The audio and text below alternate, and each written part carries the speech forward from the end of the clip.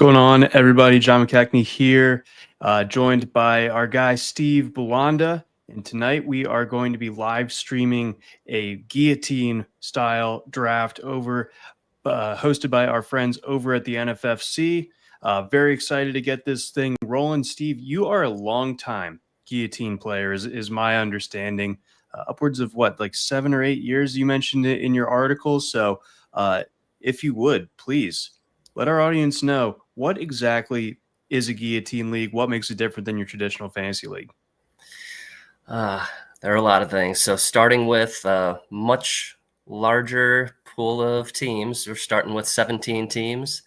And the idea each week is that you just don't want to have the lowest score, because each week, the team with the lowest score is going to get eliminated, and all of their players go into the waiver wire, and free for everybody to scramble and bid as much as they want to on those players and keep it going that way. So really, with normally typically in any other league, basically if you're not first, you're last. In this case, if you're not last, you're first. You're going to keep going. You just have to survive from week to week. Yeah, as Reese Bobby said, hell, there's second, third, fourth, there's even fifth. You can be feeling good about in this league, just as long as you're not bringing up the rear. You are alive and surviving for the next round. So I feel like that there's going to be some interesting wrinkles as we go throughout this draft as to this ADP or this board shaking out a bit differently than a normal redraft league or best ball draft would unfold. But thus far, pretty standard. So we've got Jamar Chase, Bijan Robinson, and Saquon Barkley leading us off here. We've got 17 teams in this league. Have you kind of gotten a read on at which point maybe the ADP for this format maybe differentiates a little bit from what we see in your traditional fantasy league this year? I think we'll probably get through about 2 rounds, and then things will start to get interesting. I did do, I've only done one guillotine league draft so far. That was with my home league that I've been doing for 7 or 8 years. And in that league, we only have, we do 1 QB, 2 running backs, 2 wide receivers, 1 flex. And in this setting, we're going to have 3 starting wide receivers. So that it's going to be a little bit different strategy for me. In my home league, the running backs dried up really fast. Because there's plenty of wide receivers to go around. Here, I think it'll be more even as far as distribution of who's taking running backs early, who's taking wide receivers early. So I'm prepared to have a little bit different strategy in this one. Okay, I like it. So since we last left off, we got Jahmyr Gibbs, CeeDee Lamb, Justin Jefferson, and Christian McCaffrey coming off the board. So we're up through 7 picks right now. Just kind of once the season gets rocking, you finish the first week of the season, like you said, one team gets eliminated. Is this one of those situations where the first week of Fab is oftentimes like the most important? At least it feels that way in redraft. Is that really the case for Guillotine, or do you want to kind of like be able to conserve your budget over the course of the season a little bit more, have some more to splash the pot later on? Or I mean, there is of course going to be a case by case basis, but generally speaking, how aggressive is the optimal way to be right after the first week? Yeah, there's always going to be somebody who just goes all in right away from the beginning and maybe looks to add like 2 or 3 of the best players from that team that was eliminated and just basically use their whole budget on it. For me, I prefer to just put in small bids on everybody that I'm interested in. Make sure that there is some little bit of a level of price enforcement on the better players. But also ultimately my goal is just to slightly improve my team. So I'm looking for maybe like the 3rd wide receiver on that team that was eliminated. If they're an upgrade for me, even if it's a small upgrade, I'm not going to have to spend very much. and it's going to help me advance the next week. Yeah, exactly. Because if the Chase team loses right out of the gate, everyone's going to be kind of eyeing Jamar Chase, of course, but there's going to be some other potentially useful wide receivers on that roster that are now kind of up for grabs. So that's an interesting tact that you take with it. Let's see here. We've got Derrick Henry and Amon-Ra St. Brown now coming off the board. We're about halfway through or so with the first round here. Have you played over on the NFFC before? I have not done a Guillotine league here before. I've played in other leagues, but this will be my first here in a Guillotine league. So yeah, some slight differences to keep in mind here. For quarterbacks, especially, I'm not going to be in any rush to take one of the top quarterbacks because we do get 6 points for passing touchdowns here, and 1 point for every 20 passing yards, not every 25. So, you can wait around, take the don't have to go all in on to get one of those mobile quarterbacks early, because they're not going to give you quite as much of an edge as they do in a lot of other leagues where the scoring is 4-point passing touchdowns. Yeah, exactly. So that makes guys like your Jared Goffs, your Baker Mayfields of the world a little bit more enticing. Although we do just see Team 13 dive right in, right on cue, and grab Lamar Jackson to kind of start their roster with. You're coming up here in a couple of picks. I won't keep you while you're officially picking or anything. However, has this board shaped up okay in your mind? Are you feeling okay about your options going into pick 15? I do feel good about it. Yeah. It's pretty much playing out as I expected, just with a lot of the mock drafts that I've been running. I mean, the other thing is we had the option with the NFFC. We do the Kentucky Derby style where you can choose which position you want to draft from. And I wanted to draft late. In fact, I got the 15th spot was the spot that I put as my preferred spot, which. And there we go. It is on the clock as we speak. We got Malik Neighbors coming off the board at number 14. So now our guy is up. Going Jonathan Taylor, Wisconsin's own. Well, I guess New Jersey's own by way of Wisconsin and now Indiana's. But I digress. Fun fact: the only Badger game that I got to go to while I was living in Madison, because I was so often working on college football Saturdays, was the Friday night game in 2017. That was Jonathan Taylor's debut against Utah State. Wow. Fun fact. I thought it was fun. I thought it was a great time. So, I guess that'd be 8 years ago tonight, he was just rampaging over the Utah State Aggies for 190, 200 yards, something crazy like that. But was JT your kind of ideal target, knowing that you had the 15th pick? Yeah, I had him 12th in my rankings for Guillotine rankings. Couple reasons that kind of boost him up for me is just the fact that he doesn't have a bye until week 11. So that's one thing I'm not going to have to worry about. I try to shy away from players who have an early bye because, if you take two guys with a week 5 bye with your early picks, you're going to have to be active really active on the waiver wire to make sure that you can replace them and, have good replacements for them, a month from now. Right. I don't have to worry about that with him. And he's also got some favorable matchups too, just early on. I'm looking at it kind of 3 weeks at a time.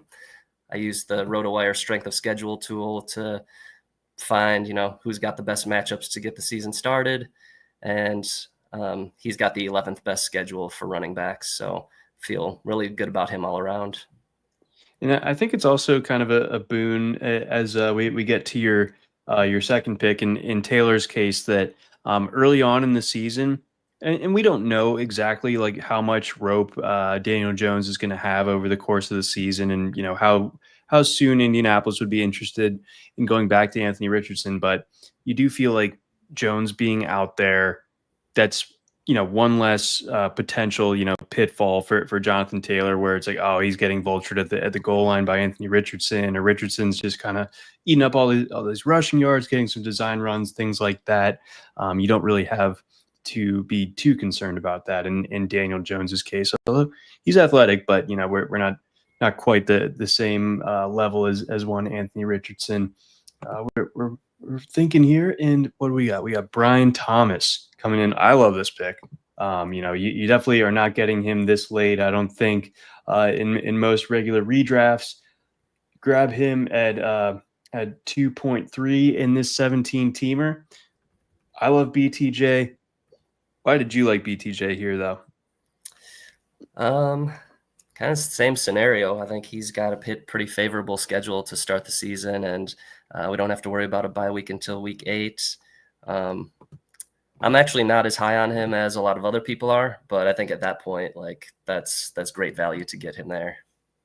Yeah, we're starting to look at a teardrop. I think especially among receivers at that stage. Yeah, so I would tend to agree with that. And if memory serves, and if you make it that far, I know that Taylor and Brian Thomas play against each other in week 17, I believe. Because these are things you remember after doing dozens and dozens of best ball drafts over the summer. Yeah. Really useful information. Do I remember what I ate for lunch yesterday? No, but I do know that. Yep, I'm with you. I've got a lot of fun facts myself. Righteous. That's what I'm talking about. Let's see here. All right, we see Bowers coming off the board. We see Devin Achane coming off the board as we're kind of rolling well into the second quarter. So you mentioned bye weeks being a huge consideration in strength of schedule. Anything else that kind of like powers your early season thinking, and when do you start to kind of like adjust where it's like, oh, that my early season strength, for instance, last year, if part of the reason why you thought a team or a player had an easy schedule is they played the Broncos, and then the Broncos started to look legit, like, how often are you, or how soon are you able to tell that, like, oh, maybe like the market's a little bit off on where this team was going to be this year? Yeah, that's a good point. With the strength of schedule, obviously we're just working off of data from last year. A lot has changed, coaching changes, personnel changes. So especially in these early rounds, I know, like, I mean, who the good players are.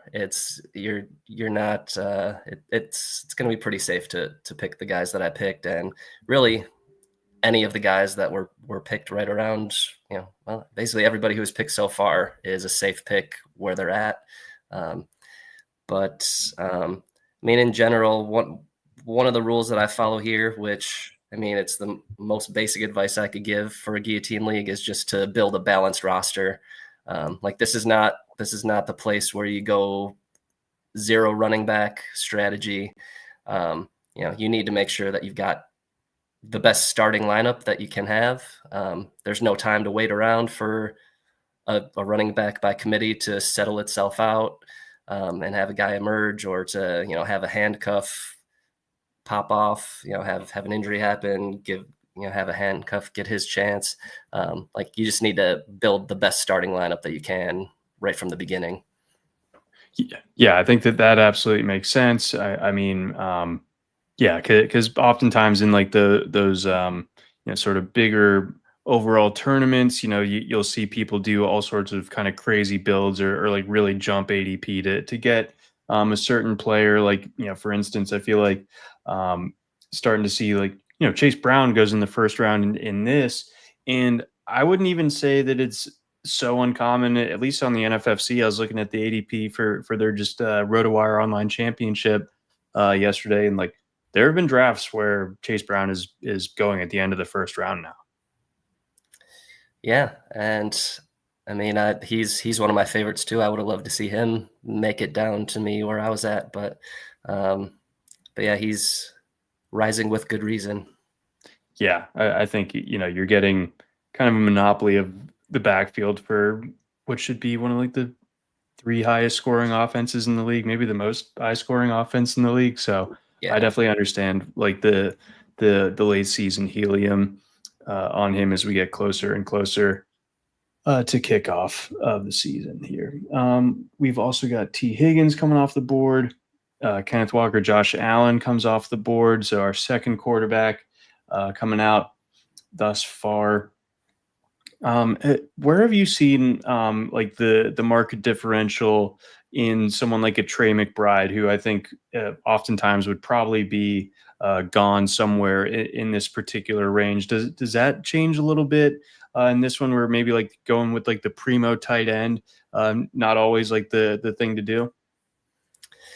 Um, I think I might differ from other people where I actually like to get one of the top tight ends as part of my strategy for the Guillotine League. Um, my thought is that, there's only a handful of great ones. And so you get, if you don't get one now, then, obviously by the end of it, you want to have the best at every position.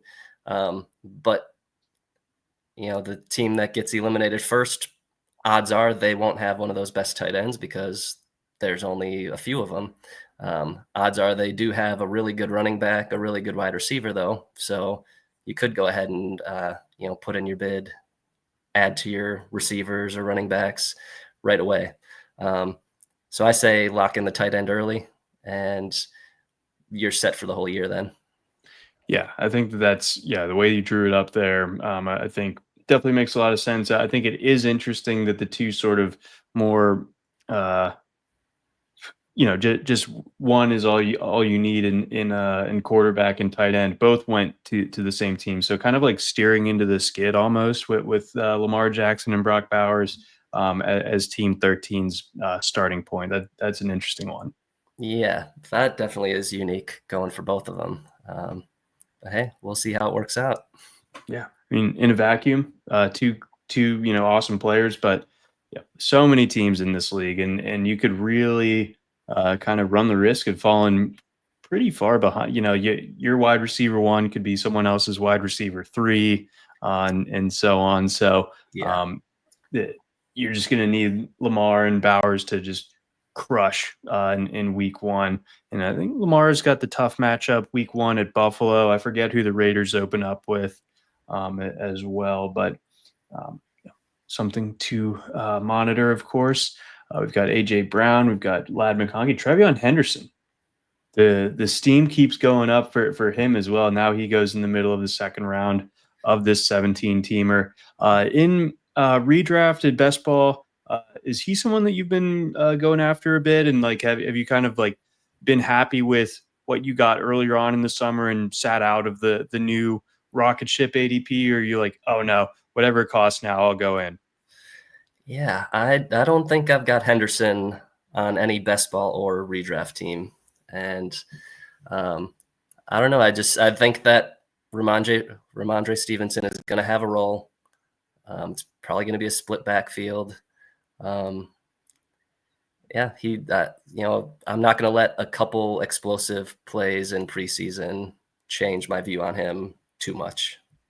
Good man. Yeah, that is honestly the right way to go about it. I thought like talent wise, he's about equal to Amari and Hampton, but I think the situation, the path to carries, a lot different than I think what Hampton gets to walk into there out in Los Angeles. So yeah, Henderson running a kickback doesn't really change the fact that unfortunately, like Ramondre Stevenson's probably just going to be that like fly in the ointment that puts people on tilt, especially the people that are taking Henderson now at the new acquisition cost at third round, second round in Guillotine, and so on. We've seen Lad McConkey and Jackson Smith and Jigba come off the board as we reach the end of the second. Oh, and it's third round reversal. It is. Oh, now the end pick really makes sense, especially gotta feel good about JT to start, but a little third round reversal, which is always like a fun wrinkle here at the NFFC. here we go. That changes things altogether. We've got Joe Burrow coming off the board, James Cook. We're on the last pick of the second round. Now, do we have a wish list here? That you don't have to say it out loud, of course, but you got your like 3 guys you're ready to go for? I do, yeah, and I'm really glad to see all these quarterbacks going off the board because like I said, or at least I kind of implied, I'm going to wait on quarterback. So the more quarterbacks that get taken before me, the better. Right. It just means somebody I want is just going to drop even further to me. Bingo. Here comes Chuba going to team 1 there as we now move into the third round. First pick of the third round here.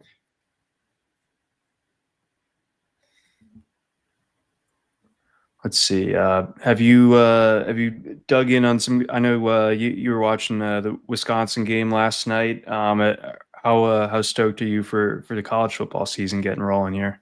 I'm pretty pumped for it. Actually, I should have the game on now. I think Baylor and Auburn are playing tonight, right? Yeah, I think that started pretty shortly before we got rocking here. Okay. Yeah, I should have had that one on so I could watch while we go. Actually, I might need to take a moment to go turn that on, but because I've got for my college fantasy football teams, I've got a lot invested in Baylor. Bryson Washington for the CFF Kings Classic at the Expo. That was my first round pick.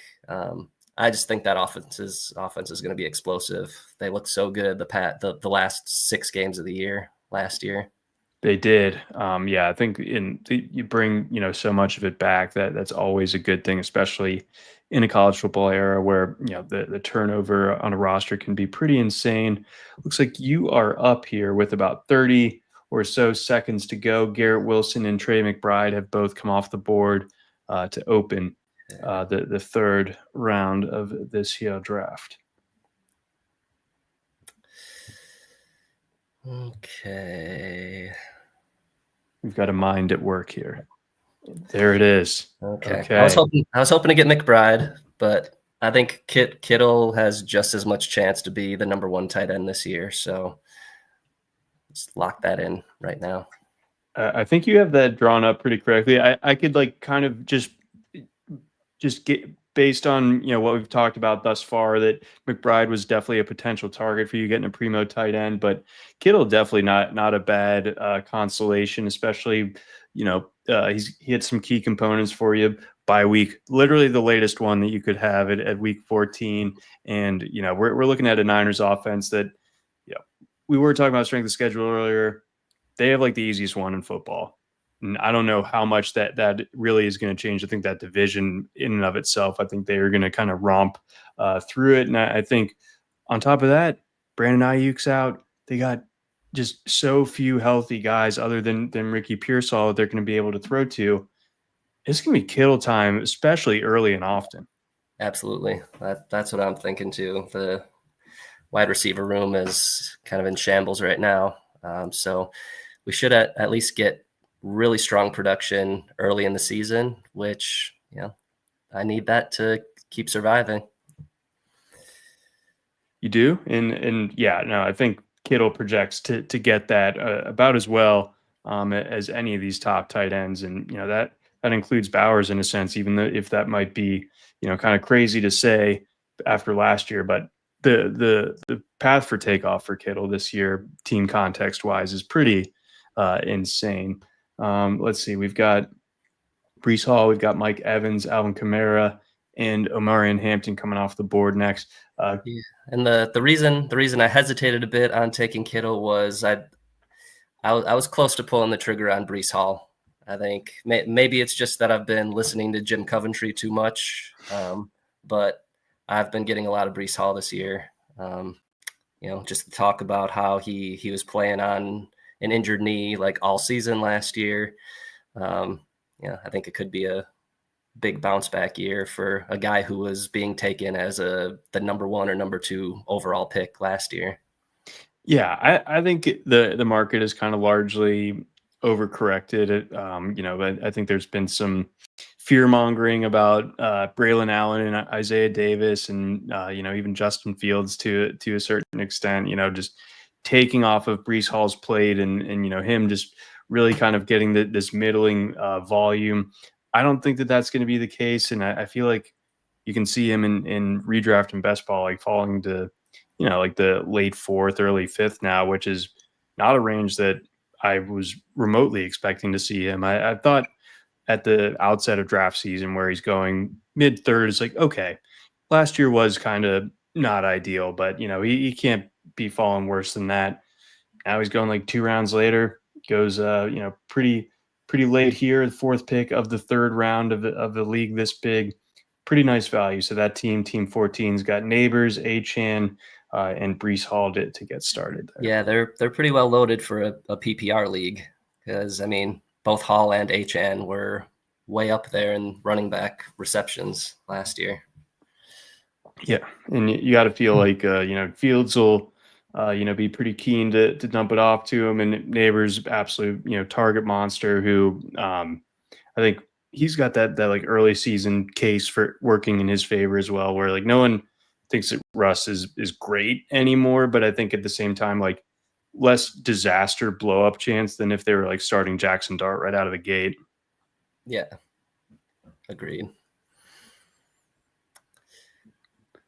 Let's see here. Little college score check in. We got Auburn up 7-3 on Baylor. Okay, it's not good for me. It'll get going. We're still early. Baylor is at home. It's the hot Texas night. We'll get to Auburn one way or the other. Yeah, I was surprised that Auburn was favored in that game. Kind of just that made me more scared to bet on Baylor than if Baylor was favored. It's like one of those just weird lines that it's like, that's really weird. Maybe I shouldn't even touch that one. Right, and then then we get some really late dancing of the line earlier today, where I think for a brief moment Baylor was favored by a half point, and then I think it's settled or closed at Auburn minus 1.5. But that one was, I think most people that study that stuff are like, really, like Auburn favored on the road against like a pretty good team. But I guess they did kind of load up in the portal, so we'll see how things rock with them. I got to check in on how this Colorado game is going as well. But beyond that, we've got Tyreek Hill, Devontae Adams, Terry McLaurin, James Conner, DeAndre Swift, and Courtland Sutton coming off the board next. Now, with a case like Courtland Sutton, how do you view him? Because I think I saw a stat the other day where there's like 4 or 5 games in his career, immaterial, just a relatively low number of games in his career where he's like had the proverbial spike week where he's like finished with over 20 PPR points. But, he's obviously like a very solid receiver, like very consistent.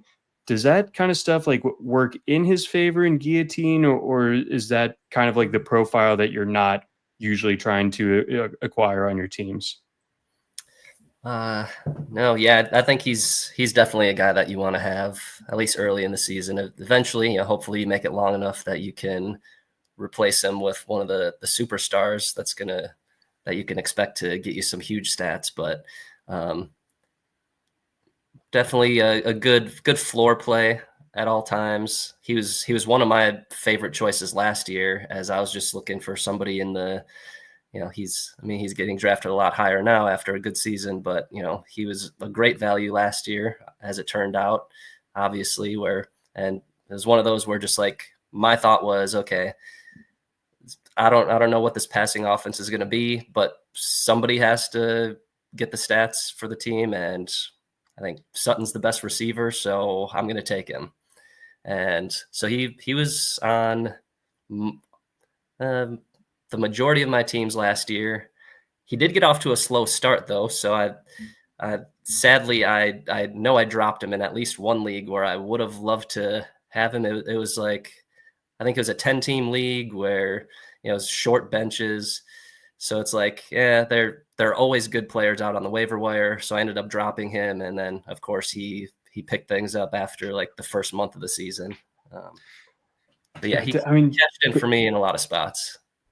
Denver and yeah, by extension, players like Sutton were just, it was so hard to like know when to jump with both feet. Like they go into Tampa and they win that game, and I really draw on that game because I think that wrecked me in Survivor. And then I think they beat the Jets in some very like ugly game early on when everyone was still kind of like giving the Jets a chance. And it's like, do the Jets just stink, or is Denver, actually good? And we didn't really know that Denver was really good until, kind of later on in the year. So yeah, interesting to like kind of keep the temperature check on a team like that where there is so much uncertainty. And, obviously you had the rookie quarterback that wasn't the first overall rookie quarterback. Funky stuff there. But I think they're looking great for this year. I think they're kind of like a trendy dark horse Super Bowl team, even in some circles. Let's see here. So we're into the fourth round now. We got Isaiah Pacheco coming off the board, George Pickens, and DK Metcalf. What could have been? They were teammates ever so briefly. Yeah, I totally forgot about that already. Mid-sentence, I was like, wait, were they in the same trade? Like, did I just make a complete fool of myself? No, only moderately so. Pickens, got dealt a little bit after Metcalf had gotten traded to Pittsburgh. Speaking of trades, speaking of the Cowboys, how are you feeling about the Micah Parsons blockbuster that came down yesterday afternoon? Yeah, I am a Packers fan, and I think it was a lot to give up, and it's a lot of money to spend on one player. But it's also good to see that the team is just pushing the chips in, going all in to try to win now. So, this year, next year, like, I guess that's the timeline that we're looking at, where they expect now's the time to win it all. Yeah, I mean, I could see it. I thought going into last year that the Packers were a really sensible team to at least represent the NFC in the Super Bowl. The year didn't pan out quite like that, but you get difference makers on both sides of the ball this offseason, and in particular, I mean, you bring in a guy like Micah Parsons, who if you played like those like old GameCube like NFL Street type of games, he seems like he's always on game breaker mode, like just. Just superhuman strength, just like chucking offensive linemen out of the way. I mean, what a difference maker to have on a defense that was already like pretty good, and I think trending up largely. Yeah, you really you don't see people get compared to Lawrence Taylor very often, and No. He's the one guy that people have actually compared to LT. So that's the highest praise you could get as a defensive player. That is correct. Yeah, just the total game changer on that side of the ball. I'm going to try to get up to Lambeau for the Ravens Packers game towards the end of the season. So hopefully get eyes on Parsons in person. That'd be crazy. Be pretty chilly as well too, though. Nice. And yeah, actually another fun fact that I saw a clip of John Gruden talking about the Packers, and he noted that, well, first of all, he just talked very highly about the depth that they have and how competitive they're going to be just because of their depth. But he also noted that Brett Favre was 27 when the Packers won the Super Bowl. Aaron Rodgers was 27 when they won the Super Bowl. And guess who turns 27 this year? I'm going to guess starting quarterback Jordan Love. Yep, straight from John Gruden's mouth. Yes. So I'm going to tell you what, man, these guys are 27. That's the ring year up there in Green Bay. Love it. Well, I mean, I did some numerology thing with the Ravens as to why they were going to win the Super Bowl last year. Like, I think it was like the sixth season or something or the fifth season for Joe Flacco, and it was for Lamar Jackson, or something convinced me that it was cosmically the Ravens year. But lo and behold, forgot that they always choke in the playoffs. Moving on, I'll catch everybody up on the board. Since we last did, Devontae Smith comes off the board with the 4th pick of the 4th round. We got Tony Pollard, who, I think when we're talking like safe running back options, especially with Tyjae Spears being out for a bit, that's a rookie quarterback. Pollard, I think, is really going to be a nice piece in a guillotine this year, at least through that first month or so of the season. You got Tet McMillan, you got Xavier Worthy, who benefits, of course, with Rashee Rice being out for a bit. That is actually a good talking point for this. The suspended guys, what do you do with them? I'm not even going to touch them because, like, unless somehow they drop way far down where they would be, I could safely put them on my bench, then I'll go for it. But it's not worth it to me. And yeah, Xavier Worthy there, he's definitely a good pick there as the assumed number 1. Yeah, I mean, we saw it last year. Looks like you are back up here after Zay Flowers comes off the board. Got a good bit of clock to work with, luckily. But yeah, to your point there, Xavier Worthy, and we saw sort of a different usage pattern for him after Rashee Rice got hurt last year, but maybe not one that we all envisioned for the guy that ran the fastest 40 ever at the combine. But for fantasy production, he was pretty much worth his weight in gold. And then, I remember watching the Super Bowl, and even in garbage time, it felt like it's like, oh wow, his ADP just skyrocketed from a garbage time touchdown. I could like see it in real time. I thought that was kind of funny. And yeah, for a while there, he was going like mid to late 3rd. Your pick just came in. You got Rome Odunze of the Chicago Bears. Early buy, Steve. What's going on? Well, there are exceptions to every rule. Yeah, I've got to say that my mock drafts had me thinking that I'd be able to get some other guys like Pollard, you mentioned, as I was hoping that he would be there for me. Yeah, definitely not like somebody who gets you really excited, but somebody who should just be a safe starter every week. Basically every mock I had him falling to that point for me.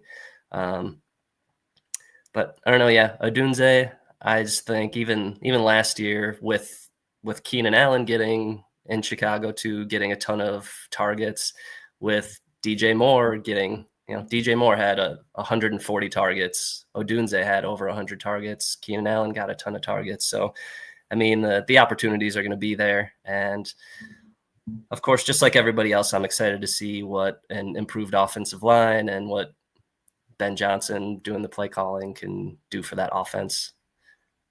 I want to believe. I know you're Packers guy. I'm sort of just neutral on the Bears, but I would like to see the whole Caleb Williams experiment work out. The Bears just literally never having a good offense is such a strange thing in a league where, we've seen the Carolina Panthers make the Super Bowl a couple of times. It's like, how do the Bears just like keep wallowing in like this particular end of the miserable pool?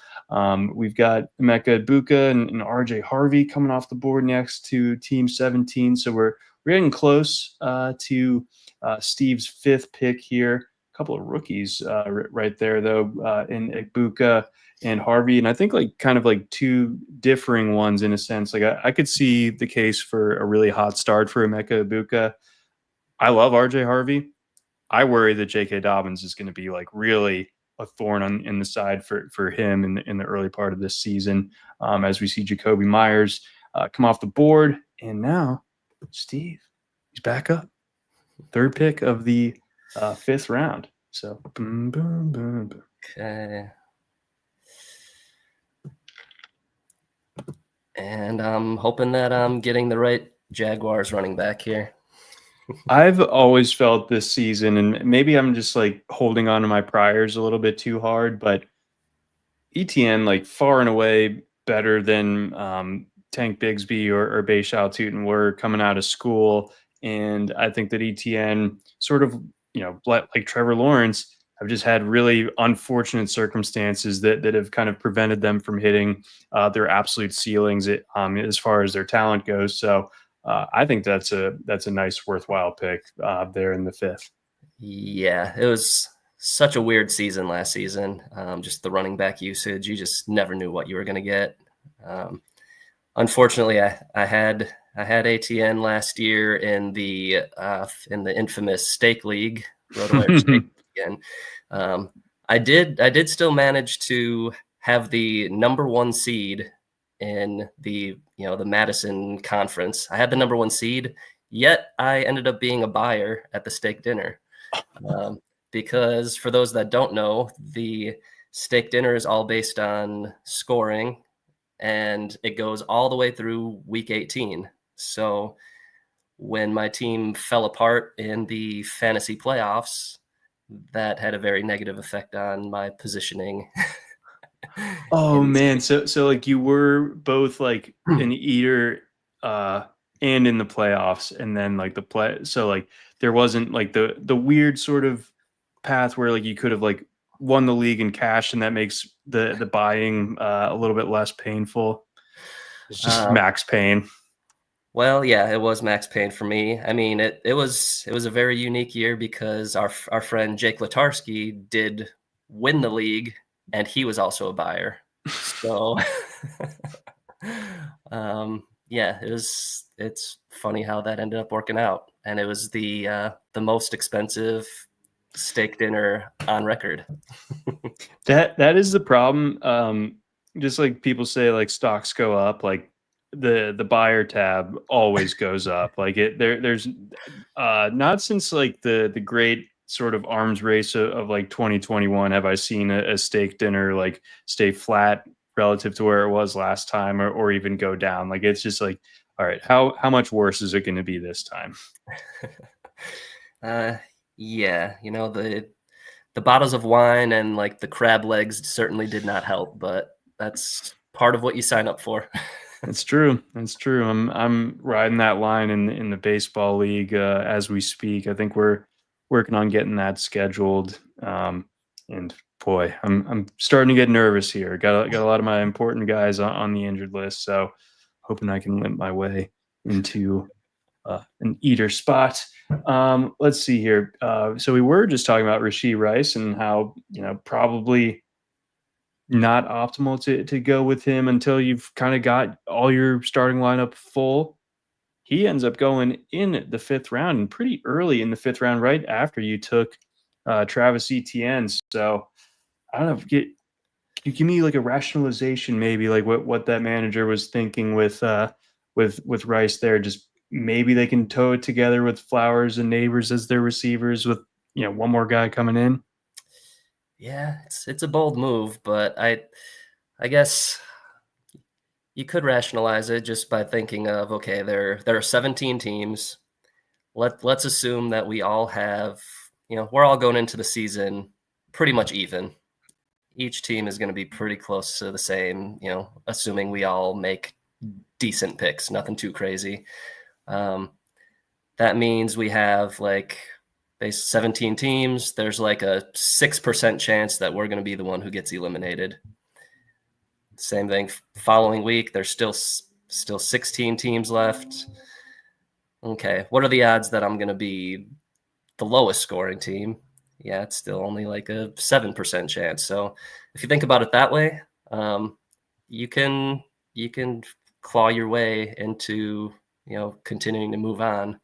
I don't like it. That's not my strategy, but yeah, I could see how somebody could justify it.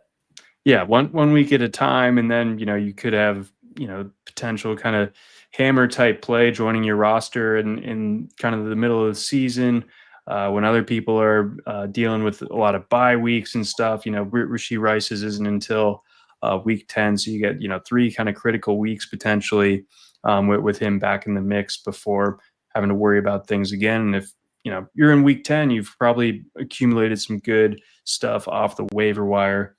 Yeah. His teammate Travis Kelce comes off the board a little bit later here in the 5th round.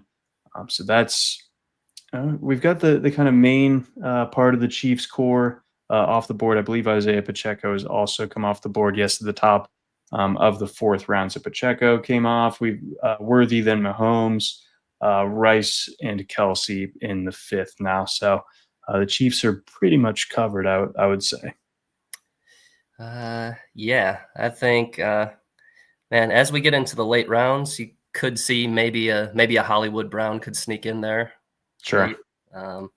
Considering Rice is out, but yeah, otherwise they are very well covered. Let's see. So any other kind of big observations, takeaways that you have as we get to close to the end of the fifth here? I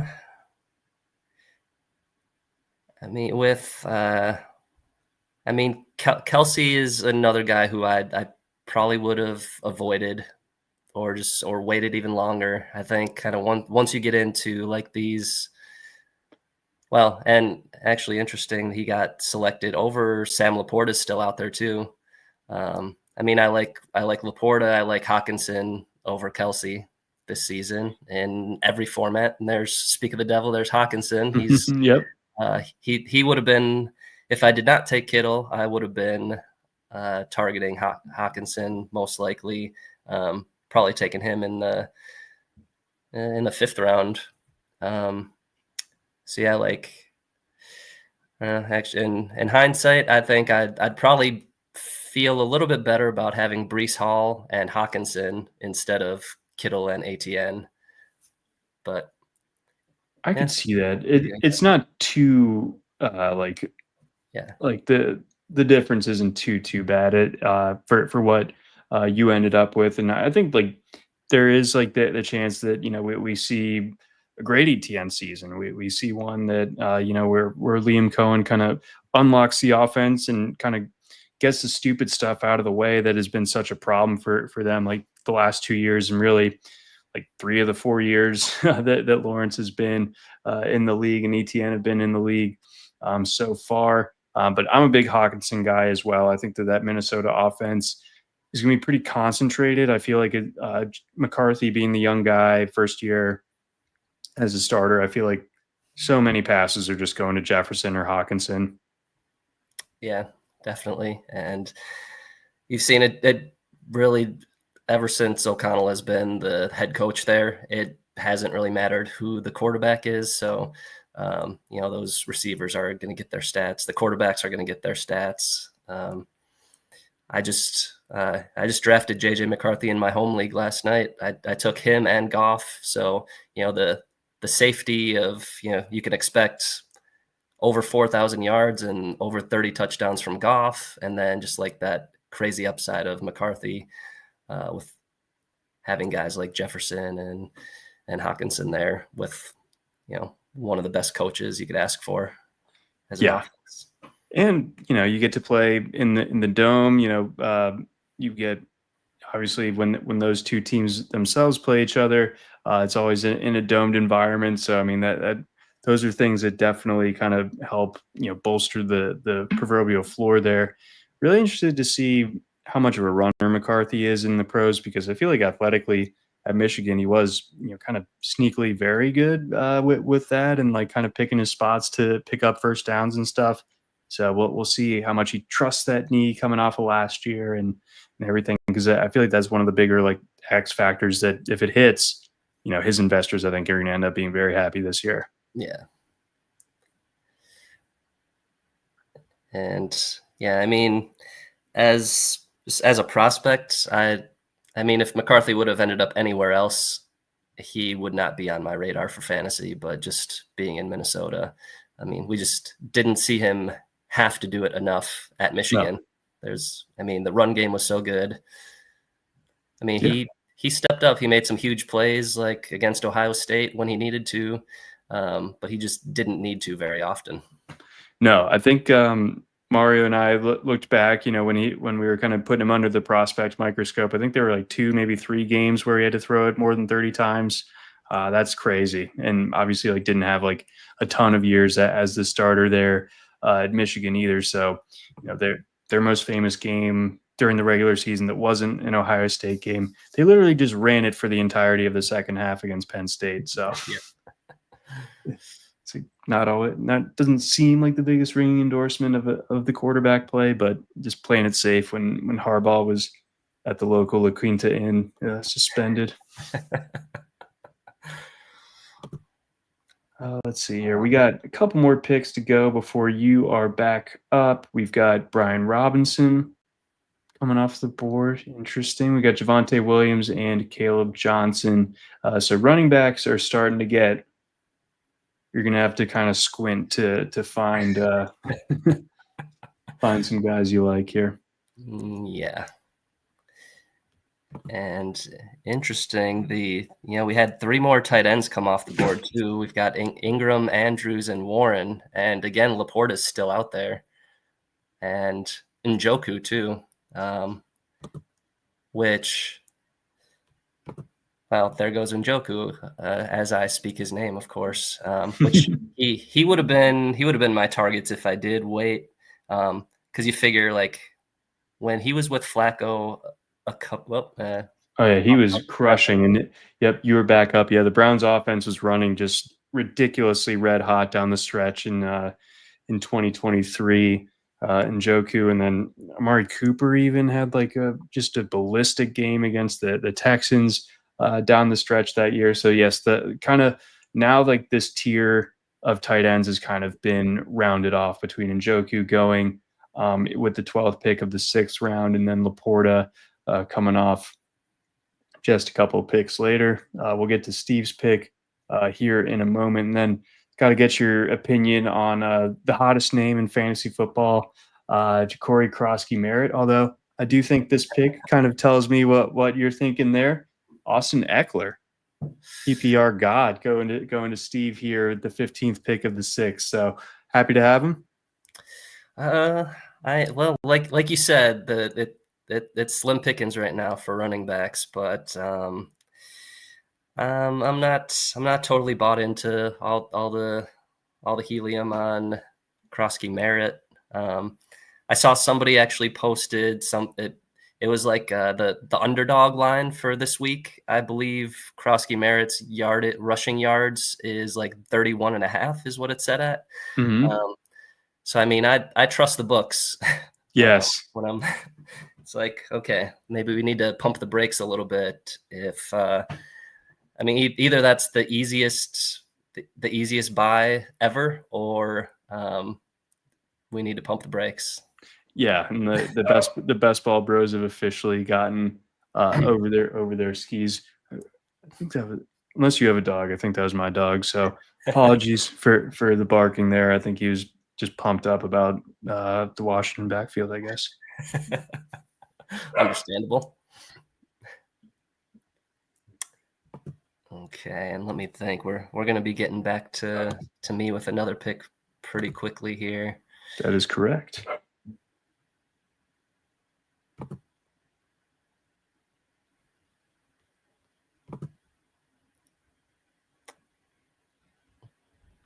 Okay. Yeah, I think I've got a plan. Should be good. One of these guys. I'm going to add another receiver. There's a handful that I would be happy to add. So there's one of them that I would have been happy to add, but that's all right.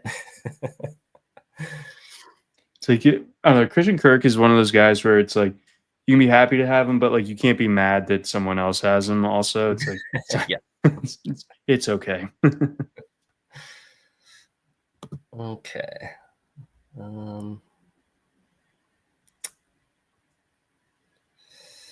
So yeah, there we go. My only hesitation there is just, do I want Downs or do I want Pittman? I mean, I'm happy to take one of them. I think that's another one of those situations where it's like, okay, I don't think very highly of the Colts, but somebody's got to get the ball. They're going to be down. They're going to have to throw the ball. Who's going to get the ball? And I mean, I think there's going to be a lot of targets running through both of them. So yeah, I'll go with the guy who's probably going to get more targets and easier catches, work in the middle of the field. I would Yeah. think. Yeah, no, I really like Josh Downs. I think that ever since the announcement of Daniel Jones being the quarterback, it's like that's about as like solid as a pick as you could make in that particular range of the ADP. It is interesting, like you're saying though, that it's really hard to differentiate between him and Michael Pittman. Kind of like how earlier in draft season when all of them were there and there had been no movement quite yet. San Francisco's receivers, like all four of them, were all like going in the 7th round. Like the market just like literally didn't know what to do. Yeah, that's a good point. And yeah, when that happens, usually I just don't take any of them. But Yep. in this case, I'm happy taking one of the Colts receivers and hope that I end up with the right one. I think you did. I am doing a friend and I are co-managing a team in this thing that Derek Van Riper runs called the Pentathlon, and there's a best ball component that we're running through the Best Ball 10s, so subsidiary of the NFFC, and we grabbed Josh Downs a couple of rounds ago. I'm feeling good about it. Nice, yeah, I've got him in a few spots for sure, and I mean, other time like. I mentioned last year it was Sutton who was the guy who just, okay, somebody's got to get the catches. The year before, luckily I got in on Nico Collins early. I had him in his breakout year. Again, it was just thinking, okay, somebody's got to catch the ball. The Texans aren't going to be good. And then it turned out CJ Stroud was really good as a rookie, and the Texans were a playoff team, and Nico Collins was a stud. So that one really played out nicely. That was totally nuts. I mean, like the Texans were just like totally left for dead going into that season. Everyone was all excited about Bryce Young and what Carolina was going to do. Oh man, it was all about Stroud and the Texans. They made it all the way to the second round of the playoffs that year. We see Joe Mixon, the Houston running back, come off the board. We had some interesting running back picks from Team 9. I'm not trying to single anybody out here, but I'm not sure Joe Mixon plays this year, let alone like early enough on for him to be much of a help. And Brian Robinson just lost his starting role behind McCaffrey. Yeah, I know in my other Guillotine league, unfortunately that was shortly before that trade was made. So I was going to be counting on Brian Robinson to actually be a contributor right away for me. And no, not so good there. But yeah, the fact that he would get drafted at this point in this situation, very questionable. Bit of a chin scratcher indeed. As we reach the end of the 7th, I need to get some more agua, so I will be back. But take it away, Steve. I will be back here in a moment. Okay, sounds good. Okay, Marvin Mims goes off the board. He's another guy that could be a breakout year for him. He finished out strong last year. Let me take a look at who's left at the wide receiver position, and yeah, that's a good spot to take him. I think we've got a lot of rounds left, but things are starting to dry up there too. I'm going to be looking to select my quarterback the next time that we get around to me. I'm wondering if, I'll have a couple people picking before me who also need a quarterback. Well, actually just one. All of us right at the end are waiting on quarterback. Be interesting to see who gets taken off the board this next time through. Alrighty, we are back in. Yeah, and I was just thinking out loud about the quarterback position and the three of us that are grouped together there, team 14, 15, and 16, who all have been waiting on quarterback, and who's going to pull the trigger first and who we're going to go with. Got a little standoff going, brewing. Yeah, I'm still feeling good about the options that are available there. That's the one thing with quarterback. I feel comfortable just playing the matchups there, just exploiting the matchups. And there are a few guys there who have solid matchups these first few weeks. Yeah, I think that's a good call. And then, ideally by like midway through the season, I'll have my guy that's a must start every week. But these first few weeks, I'll be fine just having a guy that's going to take advantage of a matchup. So taking that kind of QB agnostic approach, would say like the team that has one of the better quarterbacks for this particular format becomes available, would that suddenly become like maybe your priority like waiver pickup? Um, it would be. I still would be. Um, I would be hesitant to make a big bid though. Still, I go in with the thought that basically the further into it that you go, the more that your dollar is worth. Hmm. Because if you've got $1,000 now, there's $17,000 out there that could be spent between all the teams. Your money is only 6% of everything that's out there.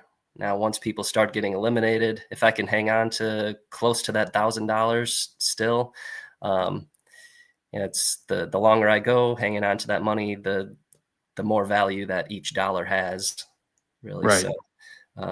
So yeah, I'll, even if there's somebody that I'm really interested in, that I know that I want to have them at the end of the season, I'll still, just dip my toe in the water with placing a bid on them with the assumption that somebody else is probably going to bid more.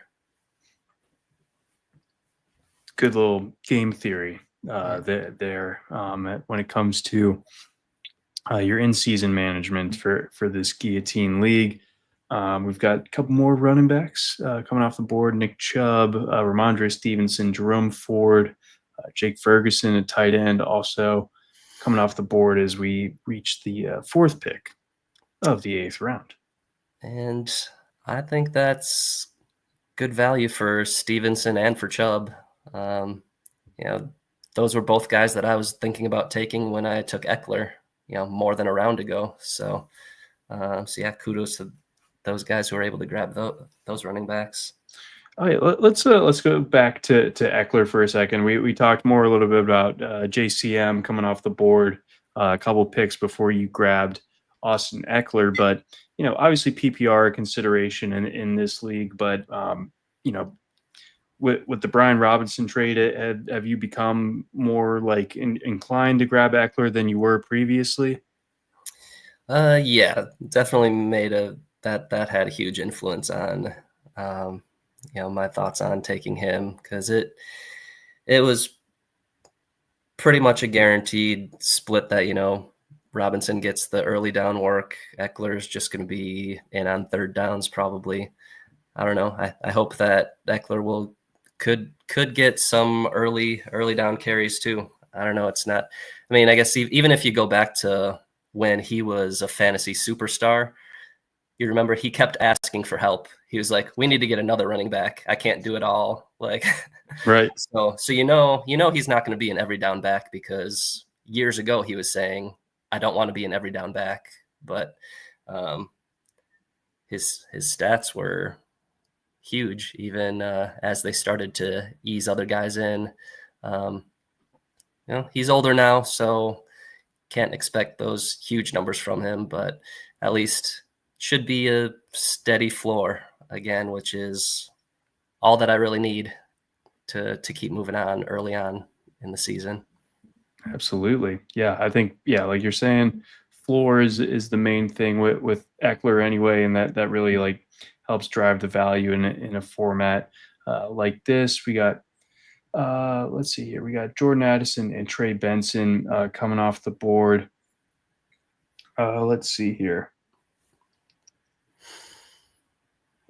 Okay, so in your article, one of the points that you were talking about was monitoring your injury reports and suspensions. So we saw Jordan Addison come off the board here, ninth pick of the eighth round, and you used an example of take Ricky Pearsall over him. Well, the market certainly agreed with you in this particular case, but kind of in quick summation, kind of like who are some guys that maybe suit that philosophy of be sure that that the early part of the season is taken care of, even if maybe like the longer term upside maybe not as high.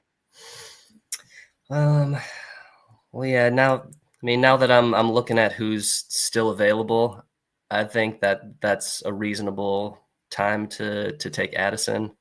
I'm really just seeing really a handful of guys who I'm going to be interested in coming up with these next couple of picks. I think either this next pick or the following one, I'm gonna pull the trigger on my quarterback. Okay. But I'll probably take another receiver with the other pick when we get to it.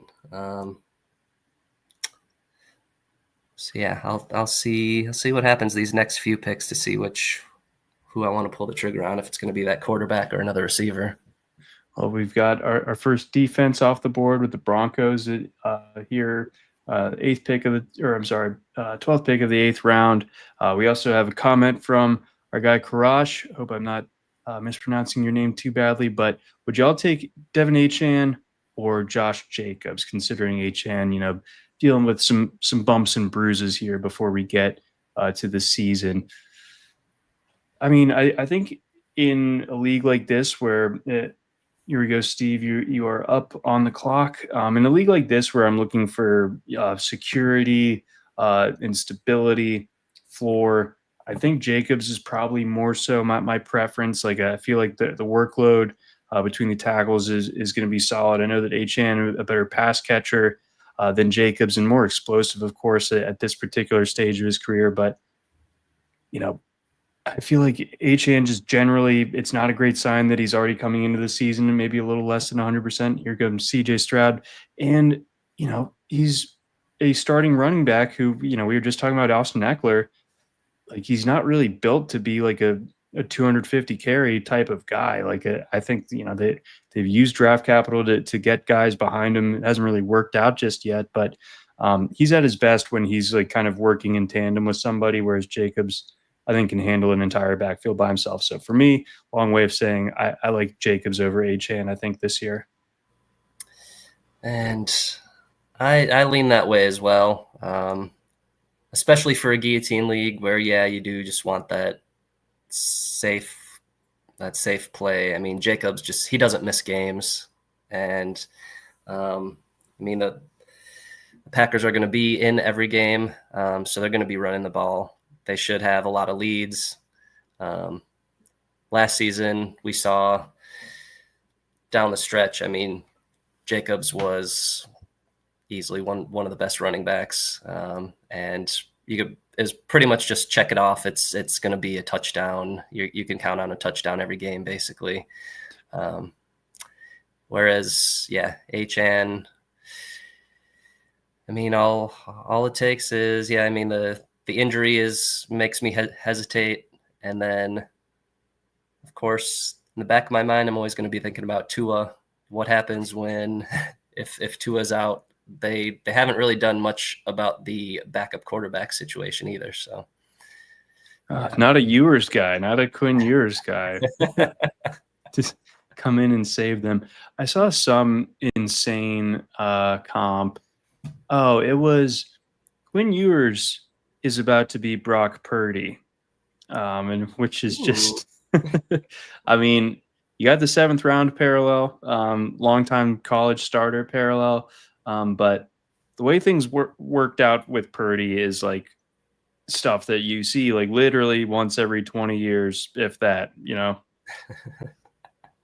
It's not like a patented blueprint for it. It's like we're just going to get a certain archetype of 7th round quarterback and hope that our starting quarterback gets hurt in some way and gets Wally pipped. Yeah. All right, here we go with your next pick up here in the 9th round, and then we'll break down this little duet of picks that you've had since we last broke down your team. Karash says, thank you. We appreciate the comments as always in these live streams. Always fun to keep some convo flowing with the guys and girls that are tuning in with us live here on this Friday night. Maybe hopefully supplementing your evening, enjoying some live sports, watching some baseball, watching some college football, something like that. We got this Auburn Baylor game. Auburn up 17-10 as the first half ticks down to the end, but. Okay. Steve, we've got a couple more picks here. CJ Stroud. So you did make good on your promise to go after a quarterback. Backed him up with PPR maven, Wan'Dale Robinson. So lead it off talking a little bit about Stroud and him being your QB1. Okay. Well, Stroud was he was the cover boy for my Guillotine League article. I had it in the plans that was my guy. If I was going to wait until, being the one of the last guys to take a quarterback, he was going to be my guy. He's got great matchups to start the season. He's got based on our strength of schedule tool, he has the easiest schedule of all quarterbacks for the first 3 weeks of the season, with starting off with the Rams and then Tampa Bay. I think Tampa Bay could be in shootouts all year long. And then Jacksonville. He should be a safe start, at least for those first 3-4 weeks. And then from there, I can move some chess pieces if I need to. But I'll be feeling good about starting him the first few weeks. Yeah, I would too. I think the Texans are just like, a lot of people are really gravitating towards Dak Prescott because this presupposition is like Dallas isn't going to be able to run the ball. And obviously after Micah Parsons goes, they're not going to be able to play defense either. Like the passing volume is going to be bananas for Dak Prescott this year. I think the analog is CJ Stroud and the Texans. I mean, this Joe Mixon thing is really, really concerning, and they haven't gone out and really addressed the running back position beyond bringing in Nick Chubb earlier this summer. And I love Nick Chubb. He went to Georgia, one of my all-time faves. I'm not sure this iteration is enough. And as much as I like Woody Marks as a cheeky 17th round pick, I don't know if he's that tandem is enough. So I feel like Stroud's going to throw it till his arm falls off this year. I think so. And that's another tip from our guy, Jim Coventry, talking about, he called it last year that he said the Texans got rid of their fullbacks, basically changed their offense. And then all defenses just went to the too high shell all the time because there were, the Texans weren't playing with fullbacks anymore.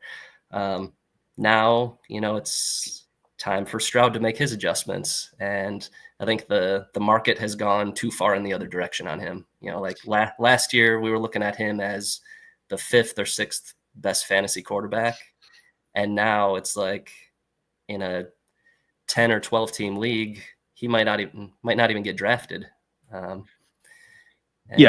is a big overcorrection. Yeah. So I like that as your wait and get QB1. I think that's a great move, especially here, end of the 8th round of the league this big. Our good pal and colleague Lauren Jump chimes in. She's testing out the RotoWire mock draft simulator earlier. Super cool. You can do that and use our app to go ahead and do that. Also, remember, if you're watching us live, you're not already signed up at RotoWire, go ahead, go to rotowire.com, use that code YouTube15, get a little 15% off any RotoWire subscription. Particularly useful given that football season is here. Probably got your last home league drafts. If your friends are anything like mine, they love to draft Labor Day or the night before the season, so that there's no killer right before the season injuries. that type of thing. So there's still time to really squeeze the juice out of a subscription. And of course, you can really sharpen your axe with that RotoWire mock draft simulator and our draft assistant. Really cool stuff that our tech team has rolled out. Have you been making use of that? I don't know if so much for the guillotines, but in your other fantasy interests this summer? I actually was using it. The past couple days, really. I had my home league, 12-team home league draft last night with the number 1 overall pick. So I wanted to get some reps on that, see, kind of see who I think I could end up with. Based on the mock drafts from the number 1 position. I mean, that's the main thing I feel like, is just testing out different strategies from different positions. If you're able to, like for my home league, usually we know about a week in advance of what your draft position is going to be. So we could test out some different strategies and see what kind of roster build looks the best. Based on that, I decided to go with Jamar Chase, number 1 pick, just nothing fancy. And then I figured there were enough running backs that I liked coming back around the turn. So, and then even for the Guillotine League tonight, I was like, okay, this is a 17-teamer. I want to see, like, okay, who might possibly even make it back to me, after the first 2 picks. Mm-hmm. Getting those practice reps definitely helps. Yeah, because like your eyes definitely have to adjust because, like we were talking about earlier on in the show tonight, like we've done countless best ball drafts that are of a certain size, whether it's 12 team or so. And so like when it's 17 or when it's 14 teams, like your rounds just look so much different, and therefore your team looks so much different. So just like being able to adjust your eyes using those reps to like see what a 17 team draft board looks like, definitely useful. And obviously everyone's still got some time to jump in on these guillotine leagues as we get closer to week 1. So good shout out, Lauren, there, bringing up the mock draft simulator. Let's see here. So we talked about Stroud, the Wandale case. I don't know what to do with Wandale Robinson. Like, his pro career's gone so differently than what I thought it was going to be from his college days. I was talking to Mario about him on the pod yesterday. And I was like, I don't know, man. I feel like I'm giving up. I think it's been just the wind has been knocked out of me. But he's like, no, man, I still have some hint of trutherism in me. It might work out. So I'm willing to re-listen, I think. It's just so overall, the guys that are available now, it's starting to get a little bit ugly. And so if you can give me a guy who I think is going to get over 100 targets still at this point of the draft, I'll take that all day. Yeah, that is hard to find. Almost 170 picks into this thing.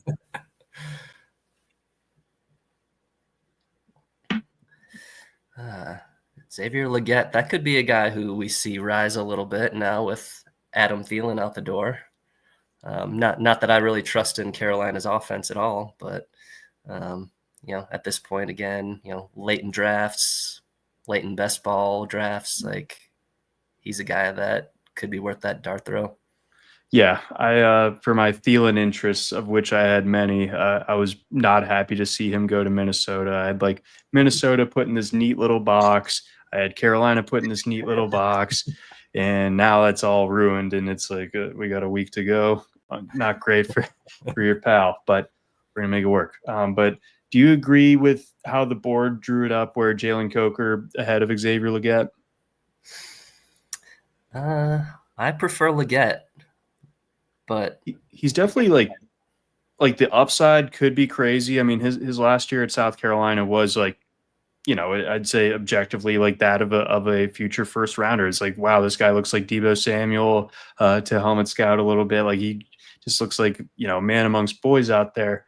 Whereas Jalen Coker conventionally like coming from the smaller school, everything like that, less of like that kind of flashy boundary receiver. But I did find myself kind of liking what what Coker can do is kind of more of a slot technician. Very interested to see what like, I think by virtue of the Panthers trading Thielen at this stage, I think that is kind of like a vote of confidence for Leggett. And obviously they should have that. They spent a first rounder on him, but good to see nonetheless if you're feeling optimistic about Xavier Leggett going forward.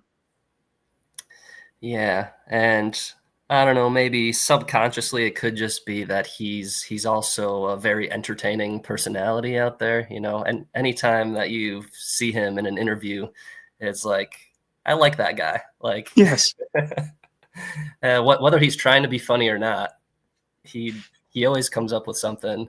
I think it's just that that Southern hospitality. I don't know, that's in him. It comes out. absolutely. Yeah, he's got an all-time accent. If you haven't seen it, do yourself a favor. Like, and he just is very happy-go-lucky, very funny. So, yeah, super easy guy to root for, even if his culinary tastes are crazy. I mean, it's just kind of a thing down here. I live in Georgia. Ben Cleveland is a Georgia Bulldog, and he's like famously on record for talking about how much squirrel he eats and stuff. So, I mean, I'd try it. I'm open to, like, actually one of my favorite things is going to the Wisconsin State Fair and going to the Exotic Meats Grill and no way, trying out whatever they happen to have. Craziest thing you've had, top 3. Well, there's really 2 that stand out. There's the Camel Burger, so camel, and then the Bug Tacos. Oh wow!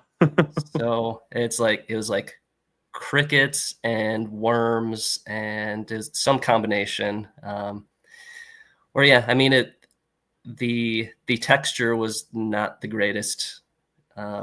But the flavor was good. It was just like bugs with taco seasoning. Well, I guess out west, I know like Seattle famously, the Mariners games I think have grasshoppers or something. So I suppose it's not that crazy, but that's awesome. I did not know that. That is a fun fact. I don't know if I would be so bold. I'm impressed, frankly. But yeah, they pretty much just keep coming back with similar stuff, like just serving up the bugs in different ways. So haven't really had a reason to try that again the past couple years. Yeah, unless they're going to reinvent the wheel. Yeah, if they're just going to repackage it, it's like, where's the creativity? Get with it. All right. And do you think no, I was going to try to make like a Tesla cafe joke with the bugs and like tie it into Isaac Tesla, but I couldn't quite get there. The gears aren't churning quite so sharply for that to work out. But Isaac Tesla did go off the board here in the 10th round with the 7th pick. Woody Marks, another rookie that we were just talking about, went the following pick, Luther Burden. So a lot of rookies coming off the board here. Same with Pat Bryant. Jonnu Smith just came off the board to tee up our guy Steve with his next pick here in the 10th round. Okay.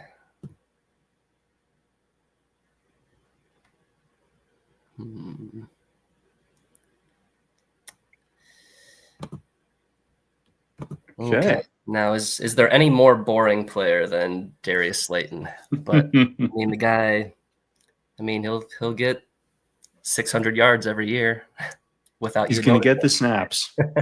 That's for sure. But yeah, I mean, at this point, I've filled out all my starters. So he's one of the first guys off my bench if I need him. I think after that, now I could start taking some more upside plays.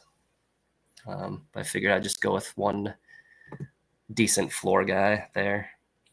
And, it feels like he's a receiver who like very rarely in his career has had like truly like even good quarterback play around him. So if Russ starts hot or if Jackson Dart ends up kind of being a guy for the Giants, maybe there is a bit of a renaissance there for Darius Slayton. And then we see, kind of one of the other risers, not quite to the point of Bill Krosky Merritt, but Ollie Gordon comes off the board here in the 10th round. Definitely still all told a little bit later than I've seen him, like in the best ball 10 that I'm doing. He went, I think, in like the 11th round of a 12 teamer. So he's definitely moving up in a lot of those types of markets. This room maybe not quite so sold just yet. Steve, back up for pick number 11.